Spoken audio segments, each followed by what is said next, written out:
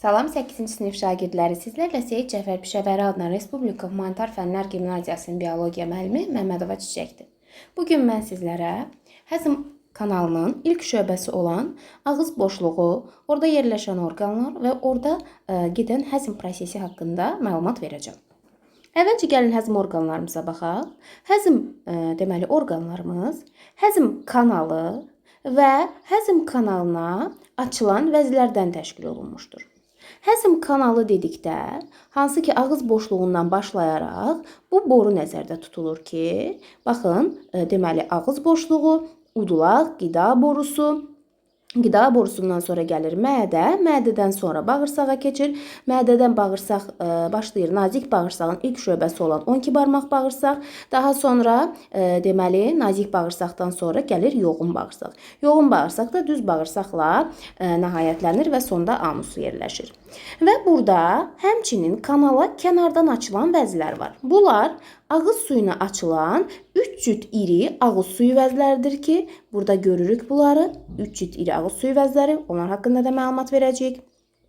Bundan başqa, həzm kanalında nazik bağırsağın ilk şöbəsi olan 12 barmaq bağırsağa açılır qaraciyər, bir də mədənin altında yerləşən həmin bu vəz, hansı ki mədəaltı vəz adlanır.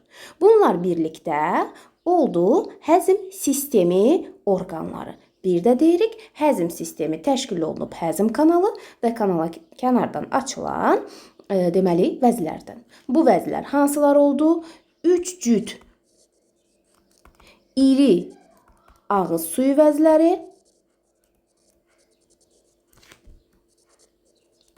qaraciyər vəzisi bir ədəd və birdən də mədə altı vəz. Bunlar həzm kanalımıza kənardan açılan və iri vəzlərdəndir. İndi davam edirik. Həzm kanalımızın ilk şöbəsi olan ağız boşluğu ilə və ağız boşluğunda gedən həzm prosesi ilə danışacağıq. Ağız boşluğu ilkin həzm prosesinin başladığı yerdir. Burada həm mexaniki həzm, həm də kimyəvi həzm gedir. Mexaniki və kimyəvi həzm nə deməkdir? Mexaniki o deməkdir ki, qidanın xırdalanması. Kimyəvi isə artıq ağız suyunun tərkibindəki olan fermentlərin təsiri ilə həmin maddənin, mürəkkəb maddənin sadə maddələrə qədər parçalanmasıdır. İndi bir-bir bunlarla tanış olacağıq. Və onu da qeyd edeyim ki, bütün dərslər dərsliyimizdə olan material üzərində izah olunacaq. Çünki bizim dərsliyimiz bizim üçün çox önəmlidir. Orada olan şəkillər də, orada olan cümlələr də gələcəkdə imtahanlarda qarşımıza çıxa bilər. Deməli, ağız boşluğu dedik ki, həzm kanalımızın ilk şöbəsidir və ilk həzm də elə buradan başlayır. Burada dişlərin köməyi ilə qida xırdalanır, ağız suyu ilə islanır və sıyığa bənzər kütləyə çevrilir. Qidanın xırdalanması və çeynənməsi dişlər vasitəsilə olur. Dişlər üst və alt çənə sümüklərində olan diş yuvasında yerləşir. Deməli, diş yuvaları hardadır? Üst və alt çənə sümüklərində və yetkin insanda 32 diş olur. Yetkin insanda neçə diş olur? 32 diş. Forma və yerinə yetirdiyi funksiyasına görə dişləri kəsici, köpək, azı dişlərinə bölürük.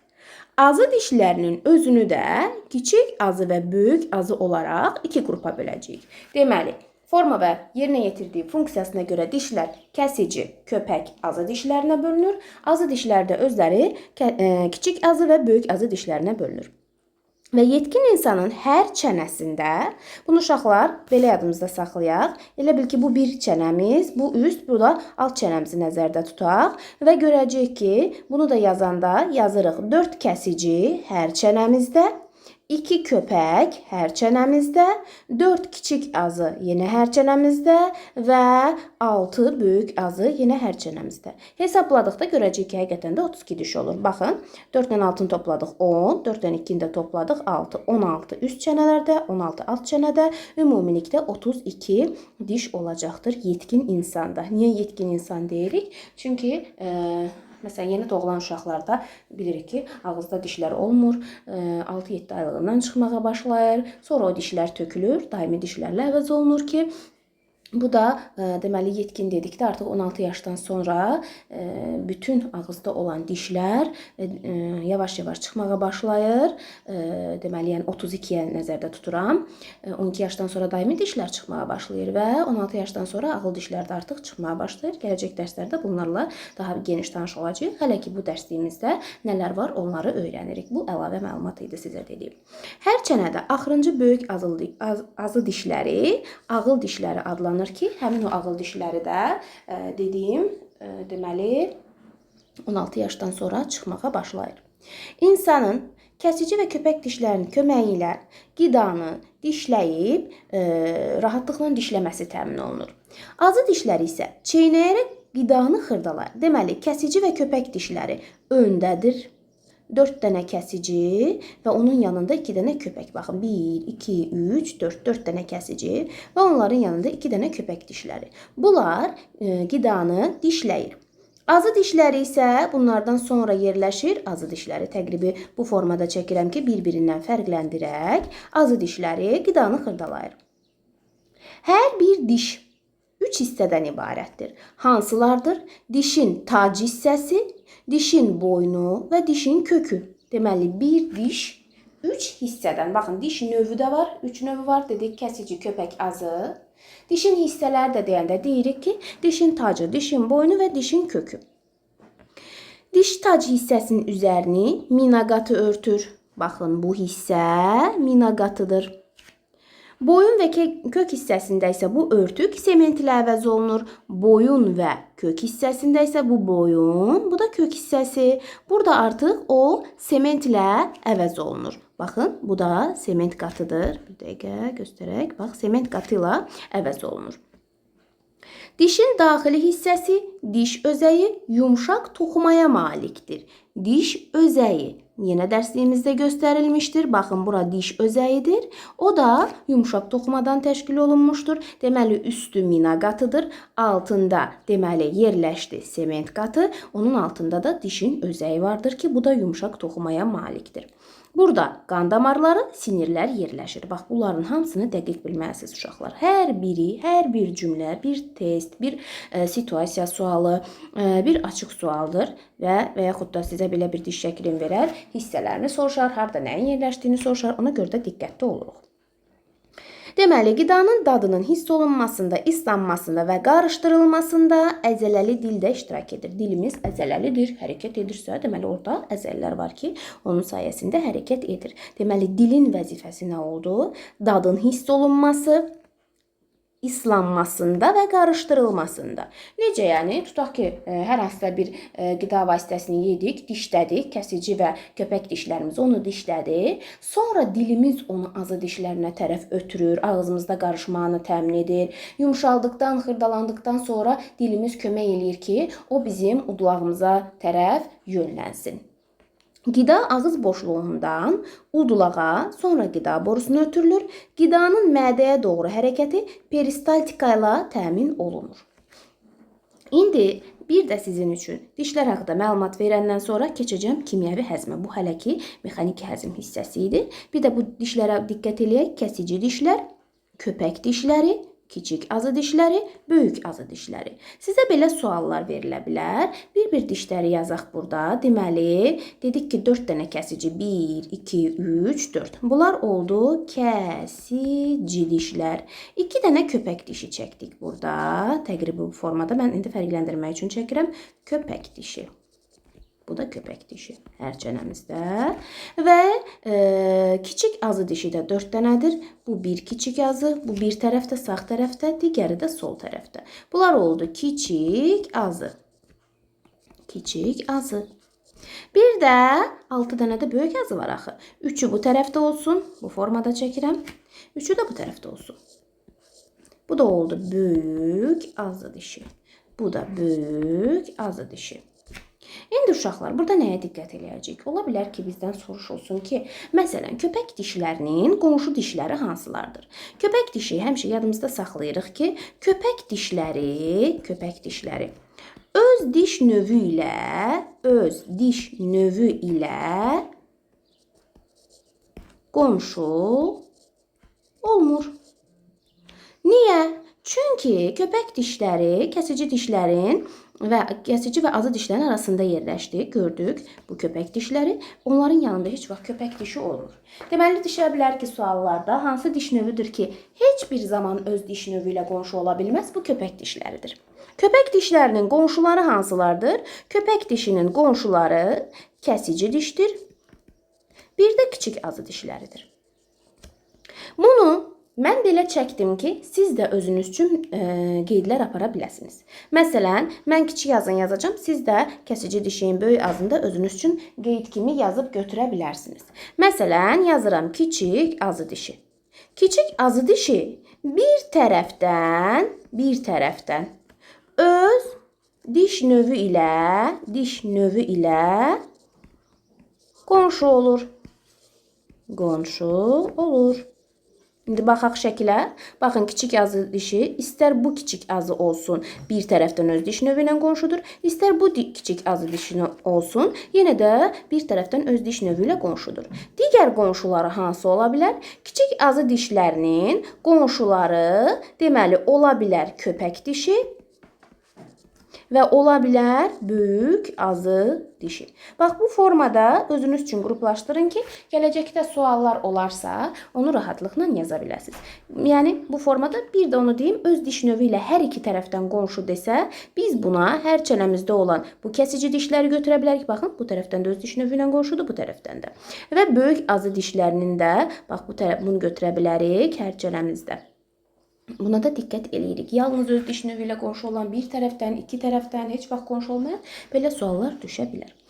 Keçdik artıq kimyəvi həzmə. Gəlin görək kimyəvi həzm nədir?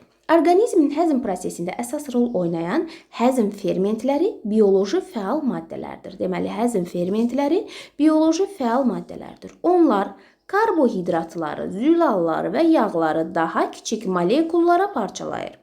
Bu zaman orqanizmdə ayrılan enerji hesabına isə böyümə prosesləri baş verir. Yəni, karbohidratlar, zülallar, yağlar, bunlar iri molekullu birləşmələrdir. Onları daha sadə molekullu birləşmələrə parçalamaq həzm fermentlərinin iştirakı ilə olur. Həzm prosesində ağız suyu, mədə-altı vəz, bağırsaqların hüceyrələri tərəfindən ifraz olunan onlarca müxtəlif fermentlər iştirak edir. Sual düşə bilər ki, hardadır bu fermentlər? Ağız suyunun tərkibində mədədə, mədə-altı vəz, bağırsaq hüceyrələri tərəfindən ifraz olunan fermentlərdir. Həzm fermentləri də 3 əsas qrupa bölünür. Hansılardır bunlar? Baxın, biz 3 iri molekullu birləşmə dedik, hansı ki karbohidrat, zülal, yağ. Bunları parçalayan fermentləri elə bunların adına görə də qruplaşdırıblar. Zülalları parçalayan fermentlər, yağları parçalayan fermentlər, karbohidratları parçalayan fermentlər. Bunları da uşaqlar ayrıca özünüz üçün qeyd dəftərində qeyd eləsəniz çox yaxşı olar. Hansılardır? Bir zülalları, yağları, karbohidratları parçalayan fermentlər dərsliyimizdə adı veribsə bunları dəqiq öyrənməliyik. Deməli, zülallar və hətta harda parçalandığı da var. Mən düzdür, bugün ağızda olan həzm prosesindən danışacağım. Amma burada qısaca verdiyinə görə onları da qeyd edəcəm. Gələn dərslərdə mədə, bağırsaq bunların da həzm proseslərini izah edəcəm. Deməli, zülallar mədədə və nazik bağırsaqda həzmə uğrayır. Baxın, ağızda zülallar deməli kimyəvi olaraq həzmə uğramır. Yəni, ola bilər ki, dişlərimiz onu xırdalayır. Məsələn, belə deyək, ətin tərkibində zülal var, lobiyanın tərkibində zülal var. Dişimiz bunu xırdalayır. Amma kimyəvi olaraq ona təsir eləsin, sadə zülallara parçalasın, ağzımızda belə fermentlər yoxdur. Amma mədə və nazik bağırsağımızda var. Hansı fermentlərdir? Bu fermentlərdə özünüz üçün qeyd edirsiniz. Pepsin, ximozin və tripsin. Bunlar amin turşulara qədər, yəni zülalların monomerləri, hansı ki zülallar onlardan əmələ gəlir, amin turşulara qədər parçalanır. Harda? Mədə və nazik bağırsaqda. Baxın, bu deməli oldu zülal molekulu, bu da oldu fermentlər. Fermentlər onlara təsir edərək həzmə uğradır və amin turşulara qədər parçalayır. Növbəti karbohidratları parçalayan fermentlər hansılardır? Bir amilaza, bir də maltazadır. Bu fermentlərə harda rast gəlirik? Bu fermentlərə ağız boşluğunda, həmçinin nazik bağırsaqda rast gəlirik. Deməli, baxın, nazik bağırsaq zülalı da parçaladı, karbohidratı da parçaladı. davam eləyək. Yağların parçalanmasına da diqqət edək. Nazik bağırsaqda lipaza fermenti lipidləri yağ turşu və qliserinə parçalayır. Lipidlərin həzmi ödün təsiri altında fəallaşır. Deməli, ferment olaraq lipaza yağların parçalanmasında iştirak elədi və harda baş verdi? Nazik bağırsaqda. Özümüz üçün bir qeyd götürə bilərik ki, bir yazaq: zülal, yağ və karbohidrat. Mən indi həzm olunduğu yerləri yazacağım. Siz bunların yanında fermentlərini də qeyd edin. Zülal deməli həzmə uğradı. Yəni amin turşulara qədər parçalandı, sadə hissələrə qədər parçalandı. Bir mədədə, bir də nazik bağırsaqda. Yağlar deməli kimyəvi həzmə uğradı nazik bağırsaqda. Karbohidratlar kimyəvi həzmə uğradı ağızda və nazik bağırsaqda. İndi burada diqqət eləyirik. Bütün üzvü maddələrin həzmi harda gedə bilər desə, biz buna nə götürəcəyik? Biz buna nazik bağırsağı götürəcəyik ki, bütün üzvü maddələrin həzmi uğradığı yer desə, deməli bu nazik bağırsaqdır. Ferment olaraq soruşsa, zülalları həzmə uğradan fermentlər pepsin, bunu da sizin üçün qeyd elədim, ximozin, bir də tripsin. Yağları həzmə uğradan lipaza fermentidir. Karbohidratları həzmə uğradan isə maltaza və amilaza fermentidir. Bunları da özümüz üçün mütləq qeyd eləyək. Gəldik, deməli, ağız boşluğunda həzmə. Ağız boşluğunda kimyəvi həzm dedik, dişlər yerinə yetirir. Yəni, daha doğrusu, mexaniki həzm üzrlü sayın dişlər yerinə yetirilir. Mexaniki xırdalanma olur və qarışma, həmçinin ağız suyun təsirindən ilkin kimyəvi parçalanma baş verir. Ağız suyu, ağız boşluğunda yerləşən 3 cüt iri ağız suyu vəzləri. Bunlar hansılardır? Bunlar qulaq yanı ağız suyu vəzləri, dil altı ağız suyu vəzləri, çənə altı ağız suyu vəzləri. Hər biri cütdür, yəni hərəsindən 2 ədəddir. Baxın, bu şəkildə görürük. Qulaq yanı, dil altı və çənə altı ağız suyu vəzləri. 3 cüt iri ağız suyu vəzləri. Bundan başqa ağızda çoxlu sayda xırda vəzlər də vardır. Yəni, bizə sual düşsə ki, ağız boşluğunda yan ağız suyu vəzlərinin sayı 3 cütdür. Xeyr, xırda vəzlər də var. Bu iri ağız suyu vəzləridir. Ağız suyu zəif qələvi reaksiyaya malikdir. Onun tərkibi təqribən 98% sudan, lizosim, amilaza və maltaza fermentlərindən ibarətdir. Amilaza və maltaza fermentləri haqqında bayaq nə dedik? Dedik ki, karbohidratların həzmində iştirak edirlər. Amilaza və maltaza fermentləri vasitəsilə mürəkkəb karbohidratlar sadə birləşmələrə qədər parçalanır. Bəs lizosim nə iş görür? Lizosim fermenti isə ağızda olan mikrobları zərərsizləşdirir, ağız boşluğunun selikli qişasında yaraların sağalmasını sürətləndirir. İndi biz ümumi özümüz üçün bir qeyd götürsək, nə deyə bilərik? Deyə bilərik ki, ağız boşluğunda həm mexaniki parçalanma getdi, həm də kimyəvi parçalanma getdi. Mexaniki parçalanmanı yerinə yetirən dişlər oldu. Dişlərin artıq növlərini falan yazmıram, bunu artıq bildik. Kimyəvi parçalanan isə karbohidratlar oldu. Ağız boşluğunda hansı fermentlər var desək, hansı fermentləri demişdik? Ağız boşluğunda amilaza, maltaza fermentləri, həmçinin lizosim fermenti var. Yazırıq. Amilaza, maltaza, bir də hansı ferment, bir də hansı ki zərərsizləşdirir mikrobları, ağızın selikli qişasının yaraların sağalmasını təmin edir. Bu da lizosim fermentidir. Yazırıq lizosim. Bu iki ferment karbohidratların həzmində iştirak edir. Həzmi. Bu isə deməli bakteriyaları, mikrobları öldürücü təsir göstərir. Öldürücü təsir Həmçinin də yaraların sağalmasında iştirak edir. Bax uşaqlar, siz də belə özünüz üçün qeydlər aparsanız, daha rahat öyrənmiş olacaqsınız. Bu oldu, deməli, ağız boşluğunda həzm mövzusu. Suallarınız olarsa, deməli, rəy bölməsində yaza bilərsiniz. Sağ olun, gələn dərslərdə görüşərik.